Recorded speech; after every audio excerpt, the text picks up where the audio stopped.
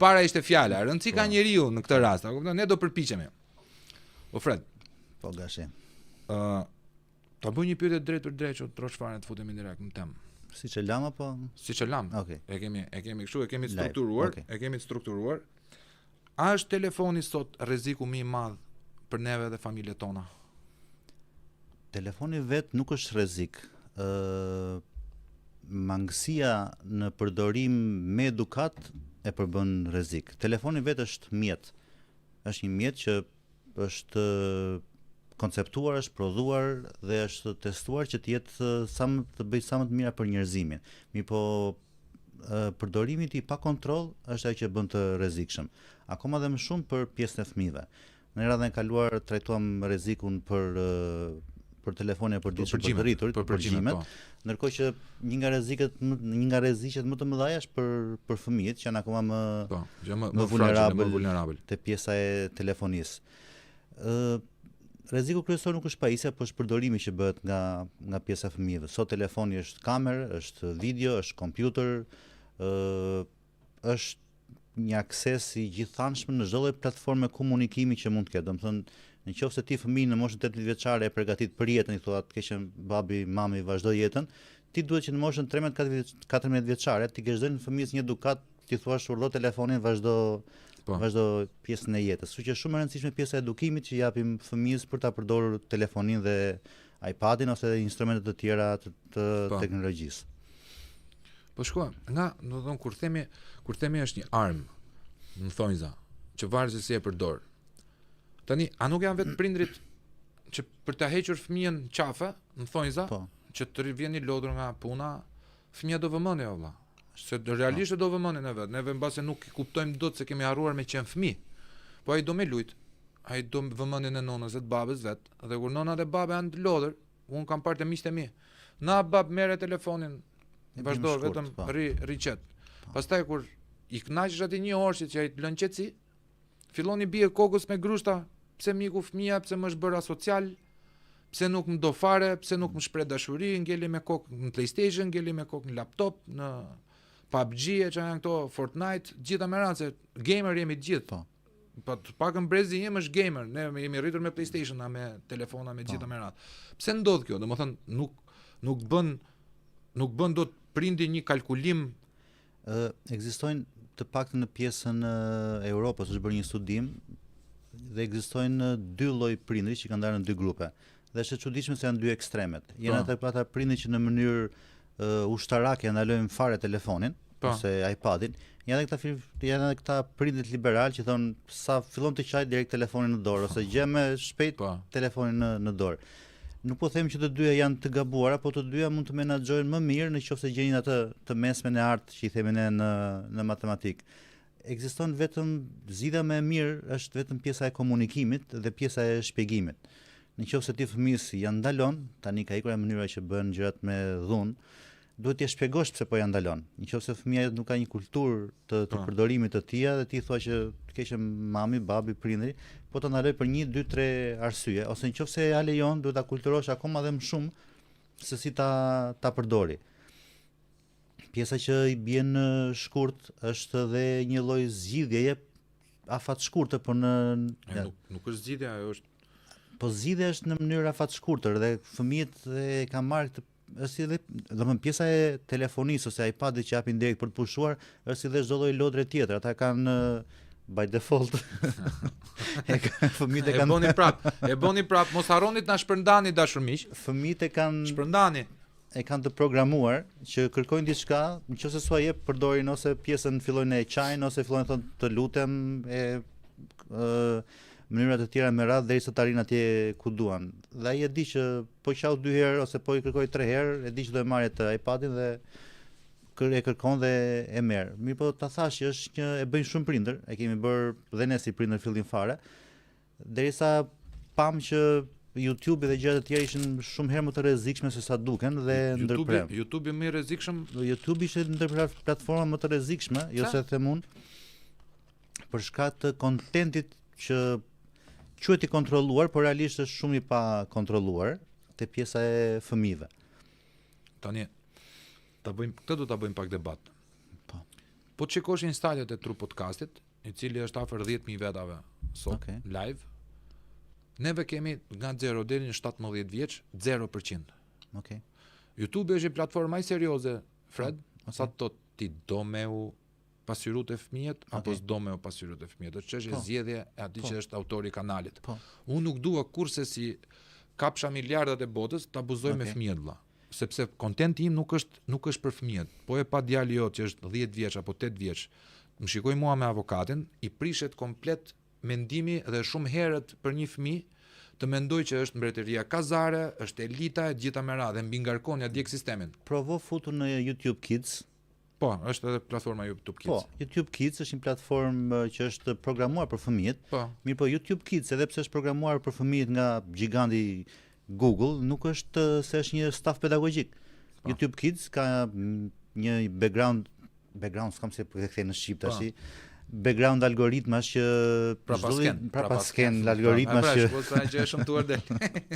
që shohin me anë të robotave dhe algoritmi, shohin çdo video që hidhet, po hidhen me miliona video në ditë, nuk ka arrin dot një njerëz që ti shohë ose një staf sado i madh ti kontrolloj çfarë përmbajtjesh kanë brenda.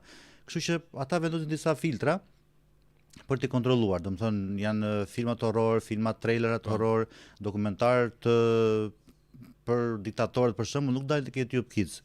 Mirë, për YouTube Kids dalin ca gjëra akoma dhe më të frikshme, dalin ca gjëra horror që unë jam shqetësuar kur kam parë vetë për herë të parë para disa vitesh kur çunim shifte YouTube Kidsin, dilshin ti mund ta lije 3-4 minuta pa e kontrolluar dhe dilshin ca gjëra fal për shprehjen idiote, domethënë kafk me me kuror me gjema nga tualeti.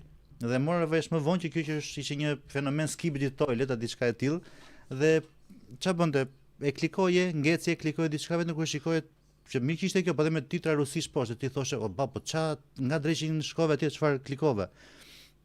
Kështu që edhe YouTube që është platformë me miliarda super serioze, prap ka mangësitë e veta. Gjithmonë është pjesa e edukimit, gjithmonë është pjesa e kontrollit. Prandaj dhe prindërve kur të bëjmë një reels ose bëjmë këtë pjesë në YouTube, do i shpjegojmë poshtë me të shkruar çfarë opsionesh të bëjnë tek YouTube për të aktivizuar këto gjëra për fëmijët. Kjo është shumë interesante. Është shumë e rëndësishme sepse është 2 minuta punë dhe fëmia të heq 70% e këtyre pislliqeve nga përditshmëria. Po mirë, nuk të duket sikur neve egzagjerojmë pak. Domethënë ne si prindër egzagjerojmë pak të jemi mbi protektiv se. E bëre edhe ti. Po pra, po do ta bësh vëlla se është 700.000 fjalë anglisht. Gash, ne 120.000 kemi. Nuk është se jeti overprotective, është një botë shumë dinamike, jemi në epokën më të zhvilluar të komunikimit midis njëri tjetrit dhe si në çdo lloj bote komunikimi ka dhe abuzues. Po. Kështu që neve nuk je overprotective, po nëse ti më përpara atë fëmijën e lihet lozë ke lagja, nuk e shoqëroj as në shkollë, as në kopsh as gjikundi, tani të gjithë e shoqërojnë, ose vjen shoferi i merr, ose nëna ose gjyqi shoqërojnë. Nuk i shoqërojmë më para. Kur ti shoqëron fizikisht dhe ke akses që shikon dikush, po aty online që janë me mira njerëz që si njeh, që mund të flasin me dikë, mund të bëj shantazh dikush, mund të bëhet një fenomen që quhet grooming, që e përndjek për ta shqetësuar, për t'i marrë foto, për ta intimiduar, për ta larguar nga shoqëria, kështu që nuk është se po bëhesh overprotective, deri në këtë fazë je normal. Nëse kalon në ndalim, kalon në overprotective. Shikoj, neve me të vërtetë themi që bëhemi overprotective apo jo, po ka diçka domethënë. Lind një pyetje, se neve gjithmonë flasim në filozofi. Neve i mbrojmë prindrit, fëmijët tan, nuk ka njerëz që nuk i do fëmijët e vet. Okej. Nuk ka njerëz që nuk do t'i mbrojë fëmijët e vet. Pa çka se gabojnë dhe mund t'i dëmtojnë më shumë gjatë procesit të mbrojtjes. Tani lind një pyetje shumë normale e zotëre. Në çfarë moshe duhet të ketë fëmia iPad? Kur themi fëmia është nga 0 deri në 17 vjeç, po ta qojmë ligjërisht se 17 vjeç mua më duket burr, po tjetë për formim biologjik, nga truri. S'po flasim pjesën që quhet pedofilia, quhet pedofili, se këto janë gjëra që s'na përkasin neve, po flasim nga 0 deri në 17 vjeç, cila është mosha ideale që një fëmijë duhet të ketë iPad. Gash, dashje pa dashje, fëmia që në moshë shumë të vogël është gjithkohës i ekspozuar me televizorin. Nënat që janë vetëm me shtëpi, me fëmijë të vegjël, pa nënën, pa gjyshen, gjëja e parë për të rishë pak vëmendje për të bërë në një punë shtëpie është të hap në YouTube, vë ato Cocomelon edhe mbaron punë për gjysmore një orë sa të bëj punë të veta. Kështu që fëmia është i ekspozuar me ekranet, me televizorët gjatë gjithë kohës, e rëndësishme është koha sa duhet të ri. Për iPadin, mosha që rekomandohet është 6 deri në 8 vjeç, 9 vjeç.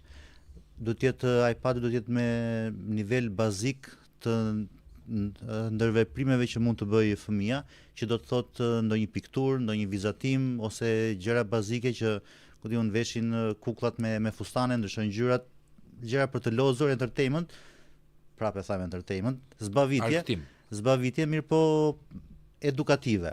Nga mosha 9 deri 11-12 vjeç ka akses më shumë, mund të ketë akses në YouTube. Prapë nëse kemi mundësi të jemi prindër pak më të kujdesshëm, duhet i edukojmë që të shohë gjëra edukative. Nëse ti në televizor shikon një dokumentar për hapësirë, mund të shohësh shumë gjëra shortse për hapësirën në pjesën e YouTube-it.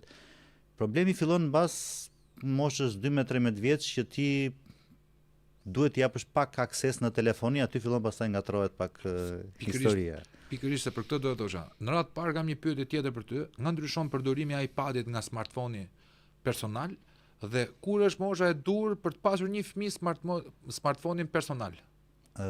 iPadi është më shumë si një pajisje elektronike që ri në shtëpi. Ti iPadin e ke ose në kuzhinë, në dhomë gjumi, e ke vërdall nëpër shtëpi, pajisje e madhe. Dhe nuk ka aq shumë komunikim sa ka telefonia. Telefonia ti e merr, e fut në xhep, e merr në shkollë, komunikon me shokët, ka rrjete sociale.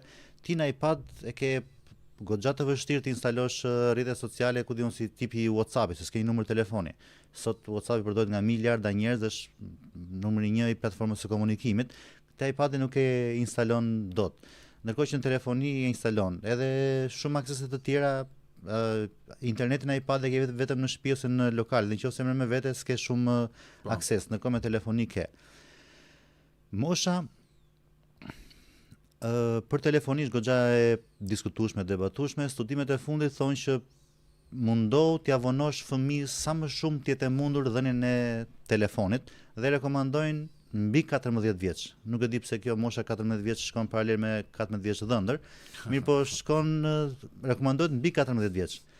Në shumët e të botës edhe në moshën 12-13 vjeçare ja japin, po ja japin me opsionet bazike sa për komunikim, nuk ja japin për ndërveprime ose të ketë mesazhe ose platforma sociale. Mbi 14 fillon dhe pjesa adoleshencës, që duhet të kesh kujdes edhe te pjesa e jetës së përditshme në kulturë dhe në marrëdhënie, ashtu dhe ke pjesa telefonisë që duhet të japësh pak më shumë akses, por gjithmonë me kontroll. Do të thonë ti thua që gjithmonë duhet kontrolli. Gjithmonë duhet kontroll. Sepse ka njerëz, për shembull Erion Google thotë, nuk e azhurnuar iPad ka WhatsApp e përdor unë për ditë thotë. iPadi ka WhatsApp, po ti WhatsAppin e iPadit e ke lidhur me telefonin, nuk e ke hapur direkt nga WhatsAppi, direkt nga iPadi. iPadi vet nuk ka WhatsApp. Domethënë ti thua që duhet të hapësh një në telefon, ka të bëjë domethënë që ti e hap në telefon, pastaj dhe paralel mund të hapësh edhe në telefon, edhe në kompjuter dhe në WhatsApp e në të tjera. E kuptoj. Po mirë tash. Po kur fëmijët e tjerë kanë në telefon në klasë. Se ka diçka, duhet të ruash edhe shëndetin mendor fëmijës tonë, se edhe me adhomet e pri është e gabuar, po edhe me mangësi është e gabuar. Po. Apo jo? Sakt, po. Për shembull kur shikon, unë nuk jam prind, po të paktën për prindërimin mësoj për ditë, sepse një ditë do bëhem edhe unë prind. Si është ajo shpreha, nuk më duhet me vendos dorën në zjarr për me ditë që më djeg. Tani si më apo për shembull, më thënë neve që kemi qef me qenë prindër të rinj. Do përballemi vetëm me këto lloj sfidash. Me ja heq fëmijës, duket si neandertal, ma bullizojnë fëmijët e tjerë. Ti s'ke telefon, ti s'ke kështu. Do të them një shprehje në anglisht, pastaj do të përkthejmë bashkë në shqip. Që një miku im ma ka thënë para shumë kohësh, që quhet FOMO. Fear of missing out. Frika e të qenit jashtë çfarë ndodh. Frika nga të qenurit i humbur, i përjashtuar. Është një term shumë i bukur dhe përdorin shumë FOMO gjithkohës, edhe bën pjesë edhe kjo që sapo the për pjesën e fëmijëve. Doja që ti dhe unë si prind mos ta shohim e ka gjithë klasa ose ka gjithë klasa ose gjithë kurset ta ketë dhe ky. Do isha i lumtur nëse unë do kisha dhënë edukatën digjitale për ta përdorur dhe në momentin që vinte mosha 14 vjeçare që lejohet në shkollë do ja jepja. Mi po tash varet ke pjesë e kulturës, po jo gjithmonë. Nuk do ja jepja nëse s'do ishte gati. Mund të jetë 17 vjeç, po ti nëse si prind e shikon ti jetë që nuk është gati, nuk është domosdoshme që t'ia japësh si telefon, si me të komunikimi. Kështu që unë do zgjidhja më mirë kur është gati, se sa e ka gjithë klasa, do ta kem edhe unë. Në qoftë se është gati dhe ti ja jep për komunikim, do zgjidhja prap jo telefonin e fundit. Nuk ka një fëmijë në moshën 14 vjeçare të ketë ku diun 17 Pro Maxin. Një telefon E di çam ka bë përshtypje. Vajza një mikes time kishte ditëlindjen. Edhe u bëm gjithë njerëzit për me i ble një telefon. Dhe doni me i ble 17 Pro Maxin e fundit. Vajza 11 vjeçe, 12 vjeçe. Më ka impresionuar logjika e atij fëmije i dhënë Zoti jedo Fred Kafeja. Mami kishte thënë, ku do vete unë 12 vjeçe me 17 Pro Max? Më sill një telefon të thjesht që të bëj ato të flas me grupin e klasës për detyrat, ç'duan 12 vjeçe iPhone Pro Max 17-ën. Më ka impresionuar të them, o Zoti i madh, ka shpresë akoma. Të betohem ka shpresë, të jetë fëmia 12 vjeç, 11 vjeç, të ketë atë lloj pjekurie, Zoti i dhën të jetë ofert. Si ka emrin ti themi bravo të qoftë.